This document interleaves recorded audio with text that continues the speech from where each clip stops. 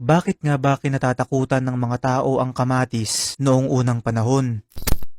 Mga kaibigan, alam niyo ba na noong 1800 sa Europe ay lubos na iniiwasan ng mga tao ang kamatis dahil sa paniniwalang ito raw ay naglalaman ng lason. Binansagan pa nga itong the poison apple dahil noong mga panahong yun ay bago pa lamang ang kamatis sa Europa dahil ang mga kamatis ay nag-originate sa South America, kaya naman nung una itong dumating sa Europe ay itinuring nila itong exotic at toxic na prutas. Ayon pa sa European folklore, kaya rin daw ito iniiwasan noon ay dahil meron silang paniniwala na ginagamit raw ito sa witchcraft o kulam na kapag iyong kinain ay matutokso kang gumawa ng iba't ibang masasamang bagay at pinaniniwalaan ring kaya ka nitong gawing isang taong lobo. Noong late 1800s hanggang early 1900s ay nagsimula ng mabago ang reputasyon ng kamatis sa Europa at iba pang panig ng mundo at sinimulan ng gamitin bilang kasangkapan sa iba't ibang mga pagkain.